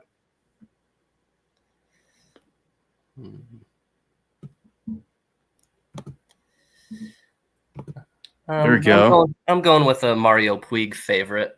I mean, I know he's always got positive things to say about Rodriguez, and yeah, it'll take some time to figure out what Washington is doing. But yeah, I was reading one of Mario's recent articles where he was kind of sorting out that backfield, and he just made that point that really Rodriguez is the one who actually performed in college, whereas Krosky Merritt didn't really do anything. Correct. So yeah, we'll see. People forget that, It's like, Chris Rodriguez was a stud at Kentucky, and Bill, the huge games aren't quite as readily available. You got to find some FCS stats on the dark web to find his big games. Yeah, and yeah, I mean it's pretty barren out there when it comes to the running backs that are still available. We're just kind of looking at basically just handcuffs at this point. Right. And I think, like, importantly, you want, if you can at this point, like with a running back, like someone that could scale into, a role where they're able to take on a decent amount of volume if they were called upon. Like, as much as I like Keaton Mitchell, for example, if things were to happen in the Baltimore backfield, like, he's still not getting like 15 carries in a game or anything like that. So if there is anyone out there that could reasonably take on that role, I mean, like, even I would say like a Miles Sanders or something, like, it could be like, worth something at the end of this draft, because we've seen him at least like carry the rock. Yeah. Or like Rico Dowdle just went in the 10th round. Like, he's like that type of guy.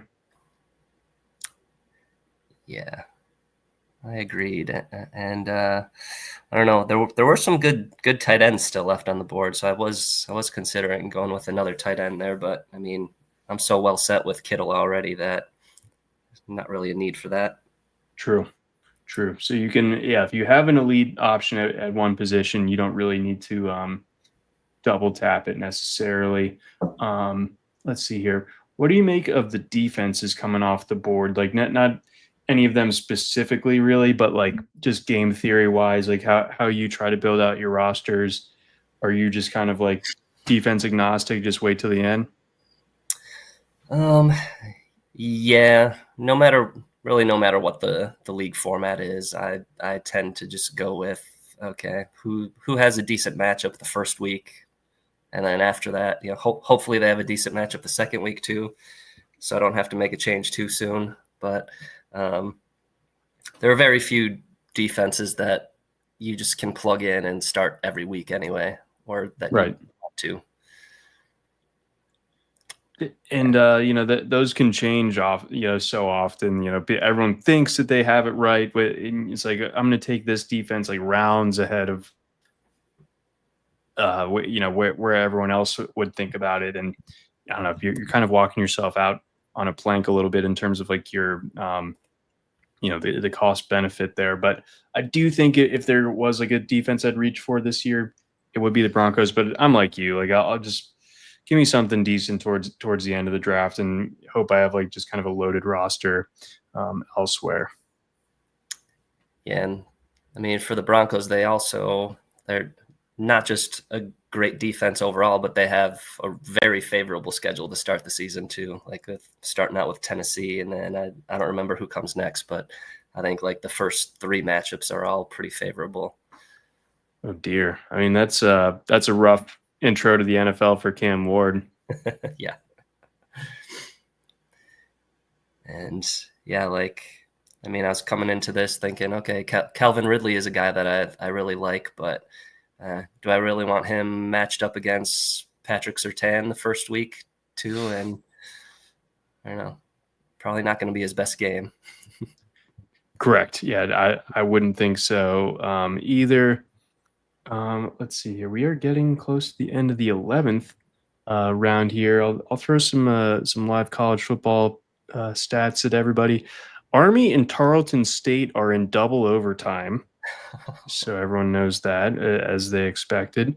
We got Michigan State kind of bullying Western around 23-0 so far. That one early in the fourth. We got Wake Forest only up by 1 point, 10-9 over Kennesaw State. We got App State. I'm wearing an App State shirt for some reason. They're up 27-11. Kansas and Illinois both take care of business.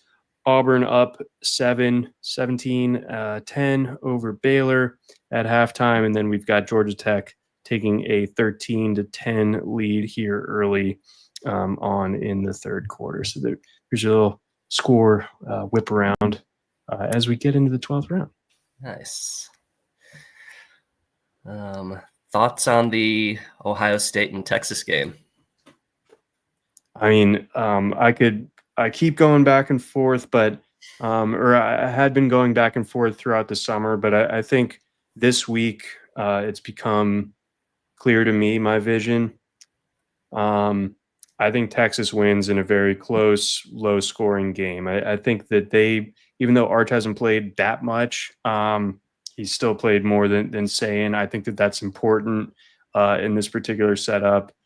Even going on the road to a place like Columbus, where it's going to be, I mean, that would be the single craziest atmosphere in college football that we've seen in quite some time, especially for a non-rivalry game, technically, with that being the 1 versus 2. So it's going to be ballistic there. But I think, I'd be interested to see if Texas can, with Steve Sarkisian kind of having this entire offseason to drop what the first, script looks like, just take the air out of the stadium, like get a big play, get an early lead, and then just kind of let the defense do its thing. Because I do think Texas, everyone talks about Arch, I think they have the best defense in the country. And I think that's going to be the most important thing in this matchup. And I think Ohio State's, going to be able to largely keep a lid on Texas once they get out of their script and everything. So ultimately, give me something like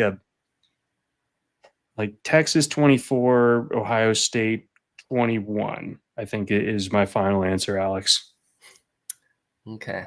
I like that because that's, I don't know. I'm leaning in the other direction with taking Ohio State, but about the same score. So as far as actually placing a wager on it, I took the under. So at 47.5 is what I got it at.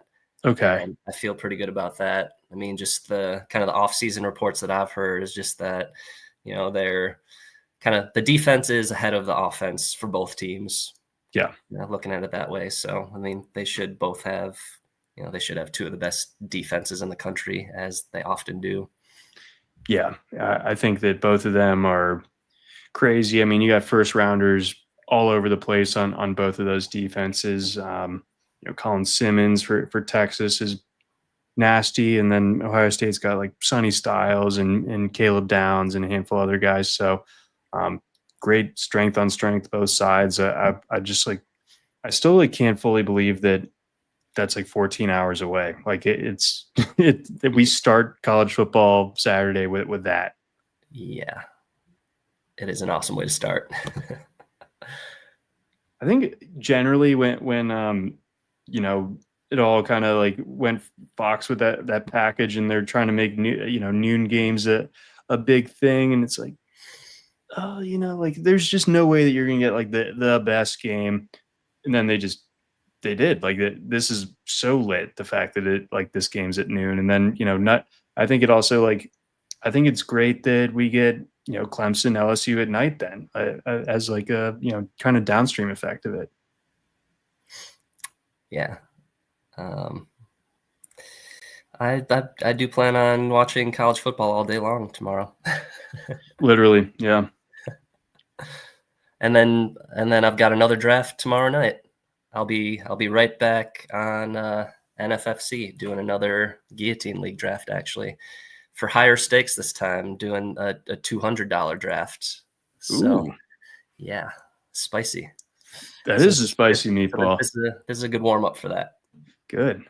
Yeah, I mean, this room is definitely, it's a sharp guillotine, I would say.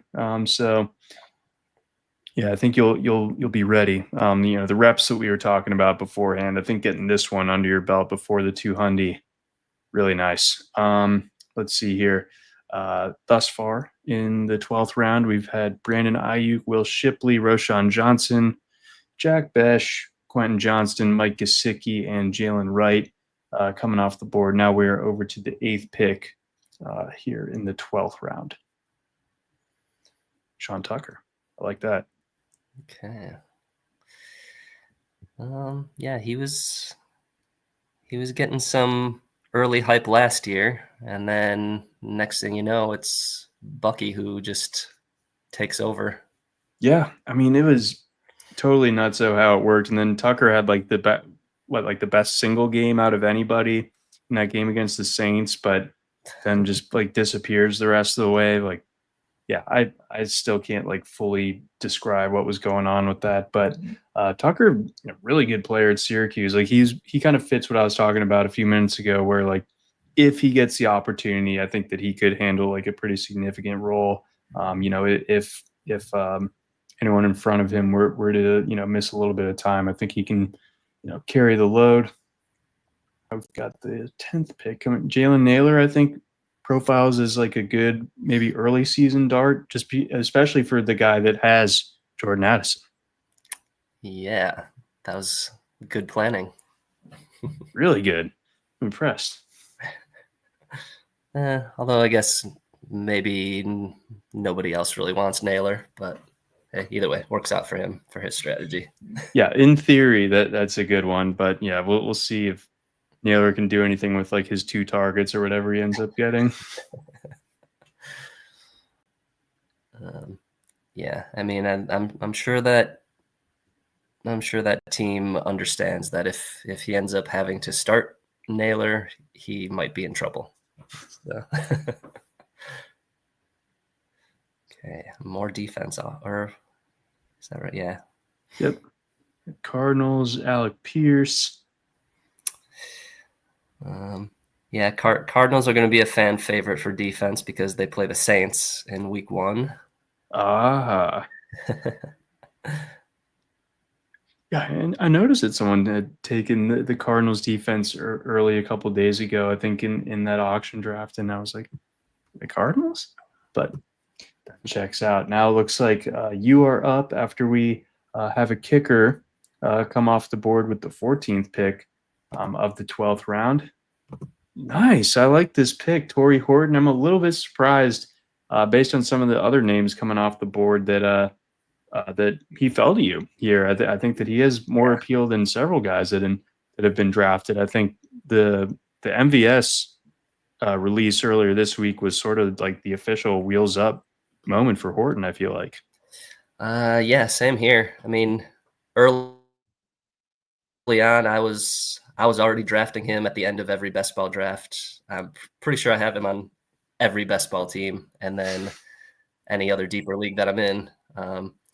That's another one of kind of the benefits of playing college fantasy football. You get to know these guys, and like for him, last year in college, he gets injured, doesn't play that many games, so maybe people forget about him. But if you were playing in college fantasy football, you knew that he was one of the top picks in your college draft because he had 2 ridiculously good seasons before he had that injury plagued year last year. That's right. And yeah, of course, I've seen plenty of MVS, being a Packers fan, and just knowing that he only had to be better than MVS to get that 3rd spot on Seattle.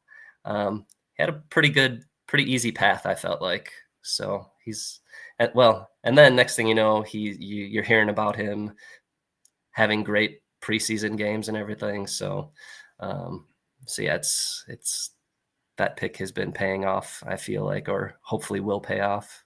Oh yeah. There's been like levels to it. Like he was like sometimes undrafted, and then he has a good first preseason game. Now he's always getting drafted, but like maybe the 17th round. But now with like the kind of full recognition that he's going to basically be starting in 3 wide sets for the Seahawks. Now it's looking pretty rosy for him as you come back on the board and grab your second tight end, another rookie.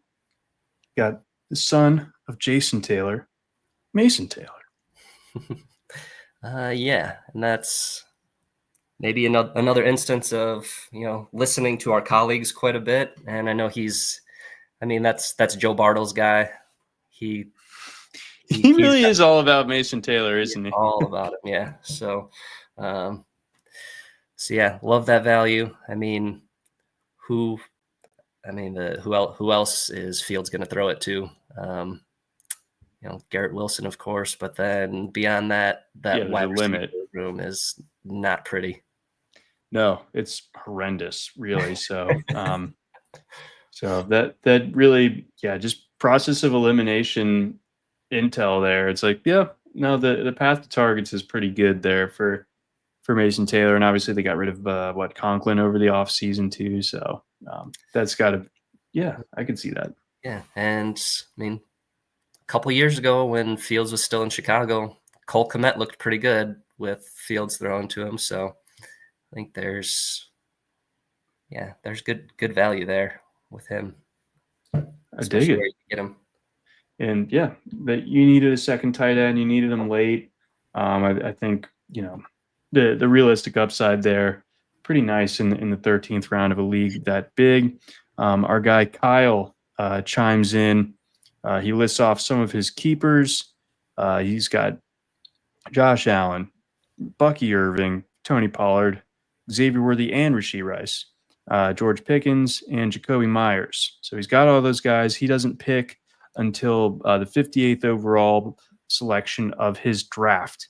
From there, he's kind of circling DeAndre Swift, Ridley, Tyler Warren, JCM, Ollie Gordon, and Keon Coleman. Let's see here. So this is a keeper league. And I feel like I'd probably try to circle one of the running backs, given the depth of the group of receivers that you have capped between Worthy, Rice, Pickens, and Jacoby Myers. So I'm probably narrowing it down to one of the running backs, either Gordon, JCM, or Swift. I think Swift is kind of running out of gas, and I wouldn't be surprised if he runs out of gas during the season this year. And JCM, I feel like, is more of a unknown or an outlier. So I think either Tyler Warren or Ollie Gordon. And when I say that out loud, I think it's obviously Tyler Warren. Because there's no caps tight end here. Yeah, I'd say being able to, with it being a keeper league, get that young tight end. If he does break out, like we've been seeing young tight ends break out like we've never seen before the past few years. I like that pick there. Lock in your tight end. Hopefully he's your long-term tight end. Yeah, I think that ultimately ends up being the answer. I think you can patch it together with those running backs enough. And if Warren ends up being available at that stage, I think that's the move. So Kyle, much appreciated with the question there, and no problem breaking it down for you. Where were we? So we were just talking about Mason Taylor. Any of these other rookie tight ends? Now I don't want to speak for you necessarily, but probably out of the tight end market, like any of these other rookie tight ends that you've kind of generally had an eye on one way or the other?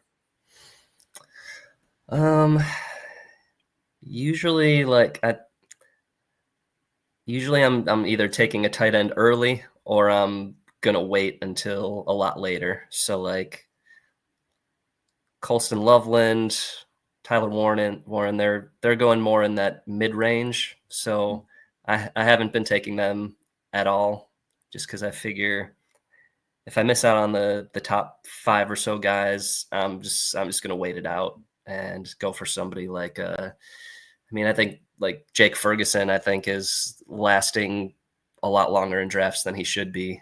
When Dak is in the game, he looks for his tight end.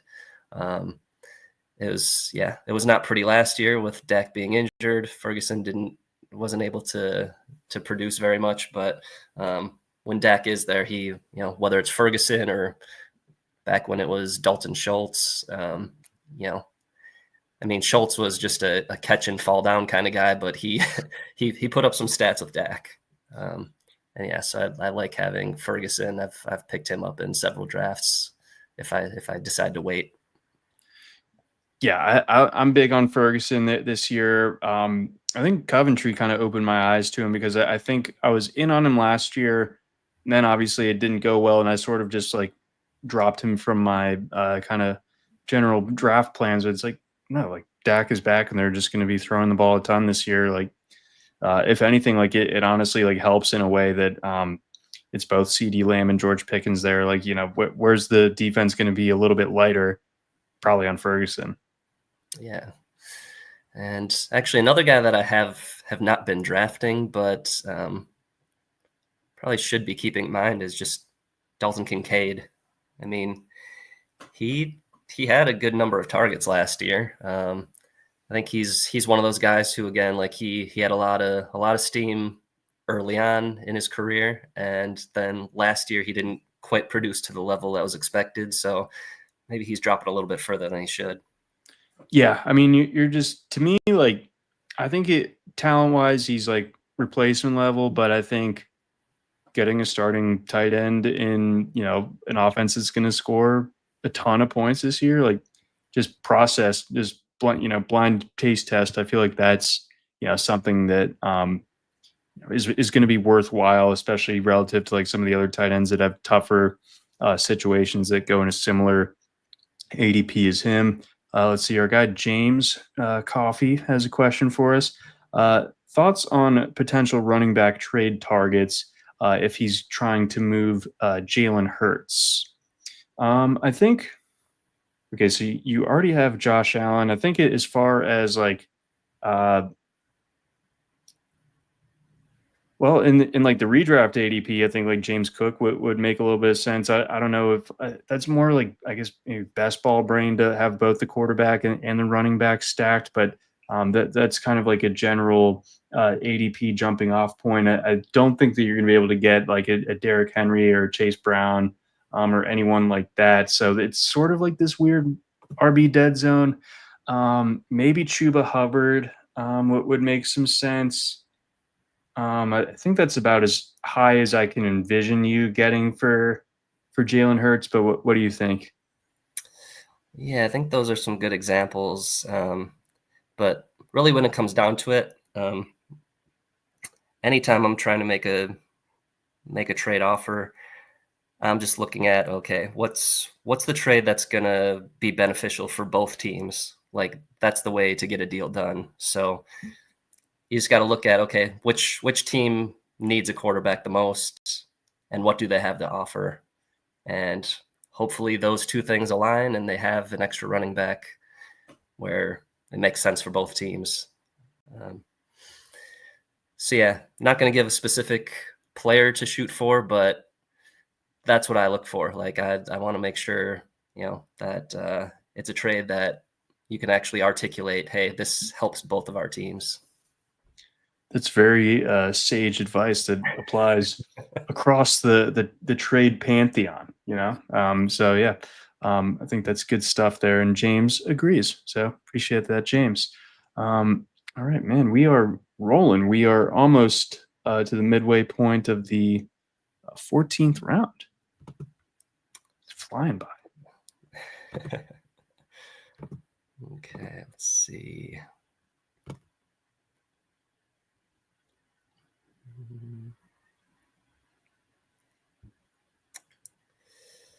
And folks, as you can imagine, we're getting to the dregs here. We're getting some Troy Franklin we're getting some Miles Sanders, some DJ Giddens type plays coming off the board. We got the Giants defense. We got Kendre Miller down in New Orleans. All right.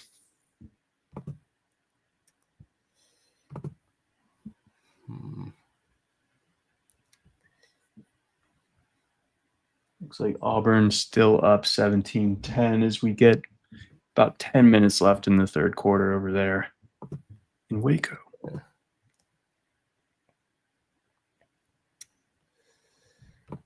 And yeah, I'm trying to decide. I don't know if I'm even going to bother to get a backup quarterback because I'm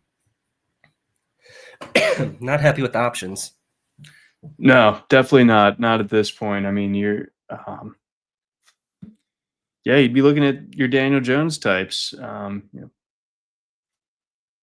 Spencer Rattler. So I don't blame you for, a big theme of the stream and talking about guillotine format has just been like, 1 week at a time. And I feel like when you have a guy like CJ Stroud, like you do in week one in a roster, otherwise it's pretty strong, like can advance through week one and just kind of keep figuring it out from there.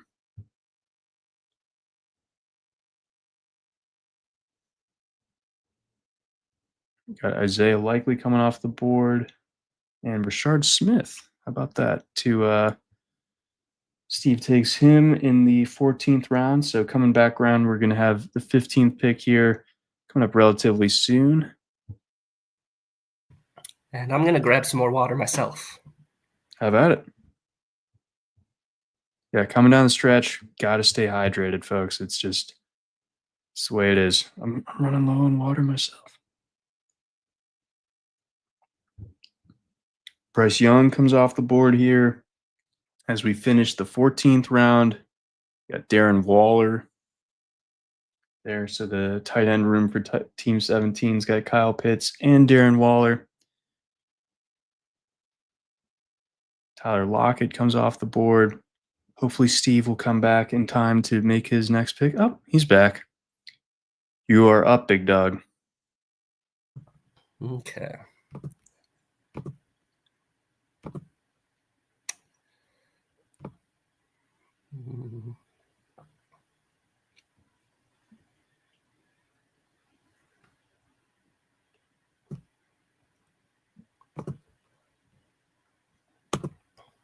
Boom. Got a Lions defense. Yeah. I mean, I don't like that they're facing the Packers in week one, but I mean, as long as they're healthy, they were really good when they were healthy last year. Crazy good. I mean, yeah, I think that Aiden Hutchinson injury kind of had gigantic effect on the entire seasonal outcome. I don't know how that Washington game goes if he's healthy for that one, and who knows from there on. So hopefully we see him back in full form. I noticed the team before you. Would you call that tight end hoarding? I see 5 on the screen. Interesting. Yeah. Yeah, that must be what they're going for.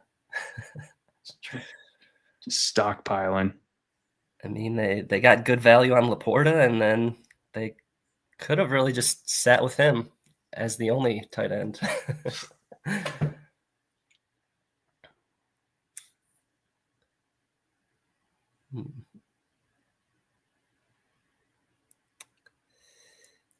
Yeah, that doesn't fit with my strategy, but it's slim pickings anyway when we get to running backs and receivers at this point. Yeah, I mean, you got guys who realistically might not be projecting for even one touch or target in a given week, especially early on. Let's see. James has another question. Any thoughts on his last draft round pick of Ollie Gordon for the Dolphins? Do I hold on with him and see what happens with Achane? I think absolutely. If you have room on your roster for him, I mean, obviously you drafted him.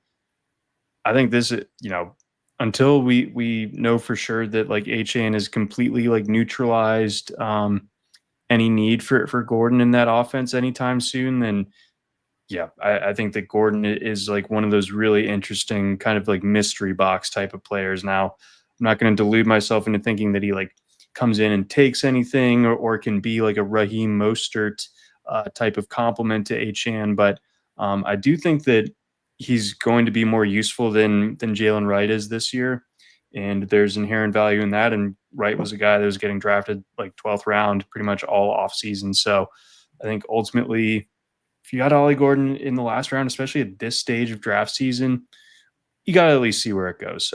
Maybe not starting in week one if A-Chain's active, but I think you potentially have maybe not a golden ticket, but some sort of ticket of value here going forward. Yeah, he's one of the perfect guys to have as your last spot on the bench right now.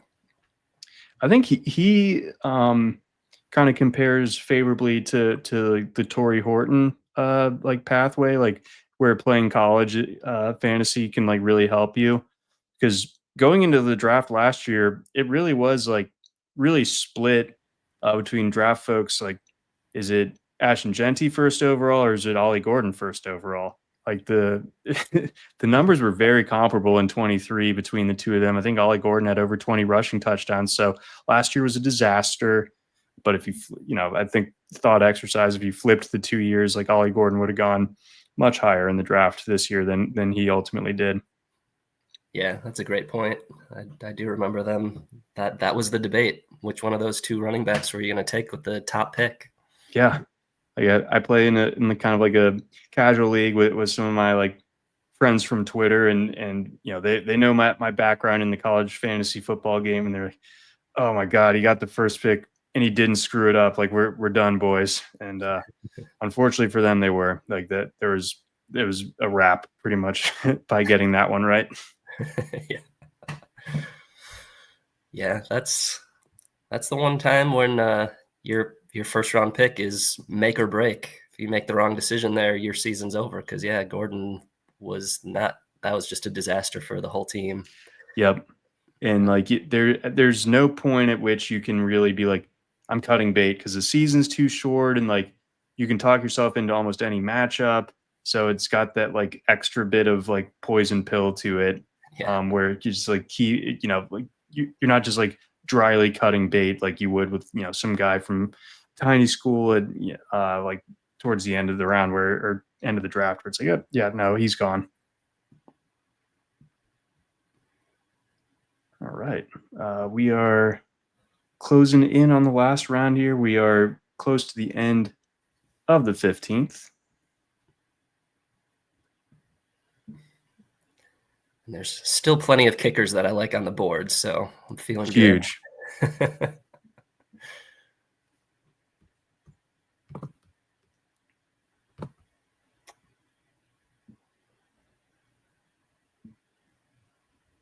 And do you have to draft a kicker, or is this one of those leagues where you can make a move before week one starts to drop somebody last minute and then grab a kicker instead? I'm not sure actually, but I'm just going to take my kicker and be ready to go. Good man.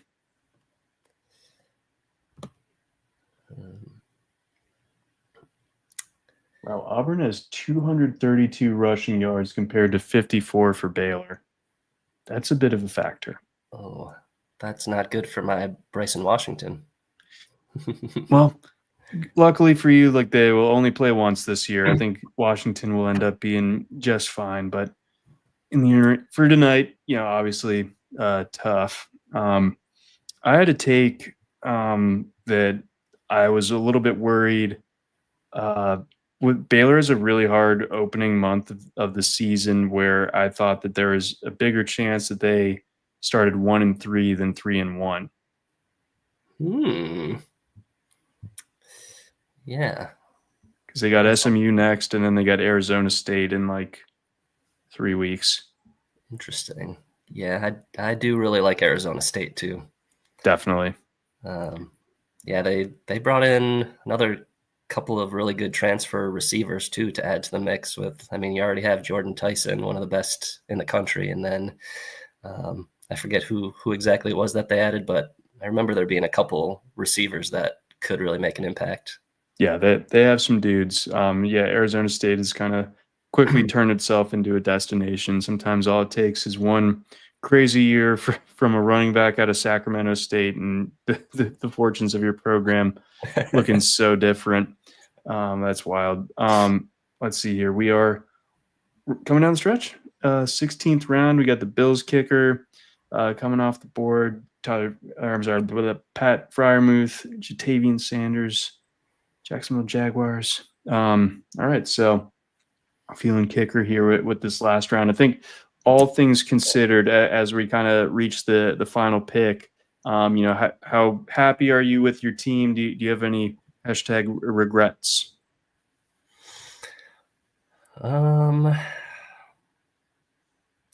I think a lot of it is going to ride on whether or not that ATN pick was right, which, I mean, more and more I've been feeling like he is going to be the guy there, like the top option for Jacksonville in an offense that I think will be a lot better with, the new coaching scheme. So with that, as long as I get good production from him, or at least consistent, like it was just last year, it was just such a mess. It's like one week it would be this guy gets 15 carries, and then the next week he gets nothing. And we just want consistency at least, so we can make an educated decision. Yeah, and then like the discourse whipsaw, like everyone gets into their little camps. Team Bigsby, Team ETN, and it's like, Bigsby's cooked now, boys. And then he comes out and gets more carries, and then the Bigsby guys get a big chest, and yeah, it was a disaster in Jacksonville last year. Like I don't know how many other teams were less than the sum of their parts than the Jaguars were a year ago. That's really bad. Yeah. That's a very good way to put it. Way to go, Doug. Most of the Thursday NFL podcasts with Mario were just spent just bemoaning Press Taylor and how he was going to screw it up on Sunday. And Mario was right pretty much every time. Yep.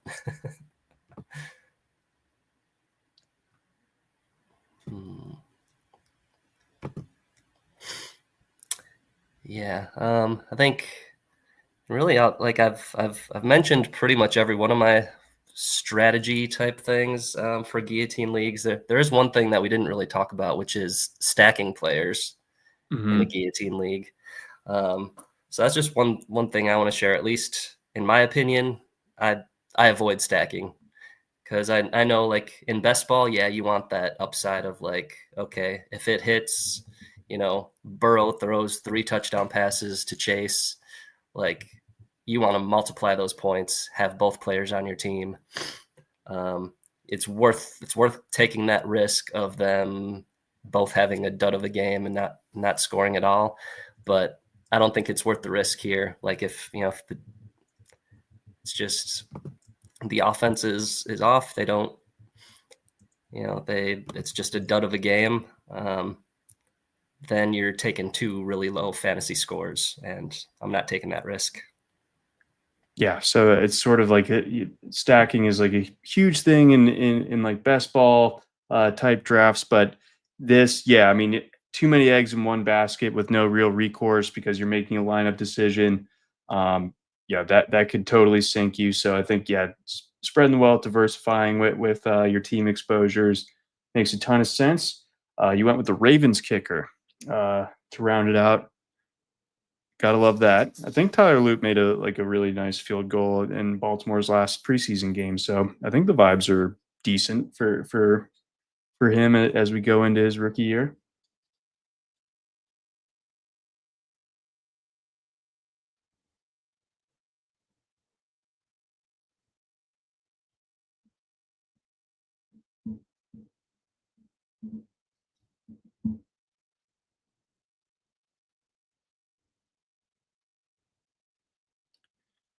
Well, it looks like that finishes off our draft here. So the final 3 picks, the Ravens, 49ers, and the Packers to round out this year guillotine draft, again hosted by our friends over at the NFFC. You guys can still get in on those guillotine leagues. Really fun, as you can tell, totally different mindset than all the millions of other drafts that you've been doing all summer. This is a different way to enjoy your fantasy football this coming season. So a lot of fun, and I think Steve was a perfect Sherpa to lead us through it. Steve, are you there? Is the audio still on? Yeah. Sorry, I've been fighting a cold, and I almost made it through the whole draft without the coughs getting to me, but didn't quite get there. Well, I can just blither on then. But if you haven't already and you did like our stream, check out Steve's article. It's up on RotoWire.com with his guillotine strategy. He's got those 5 key points plus customized guillotine rankings. Good way to see those is having a RotoWire subscription, though. You can get 15% off if you go to rotowire.com and use that code YouTube15. We also had a fancy new app launch this summer that, again, if you are drafting here late in the summer, got to squeeze in a few more. We got a great mock draft assist, and we've also got just great draft software. Go ahead, download our app in the App Store, whether you use the Google Play Store or the Apple App Store. Both of those, you'll find RotoWire. Just type that in, get that downloaded, and bada bing, bada boom. Really fun, easy, intuitive app, and it's going to help you win your leagues this year. But that's going to do it for us here. Steve, much appreciated. Loved running this show with you. Any final thoughts here? No, that's all. Thank you. Yep. Yeah. Steve's battling the cough here. So I'm going to take us out. For Steve, I'm John McKechnie. Thanks again for listening, everybody, to the RotoWire special live stream of the Guillotine League over on the NFFC. Have a good night, y'all.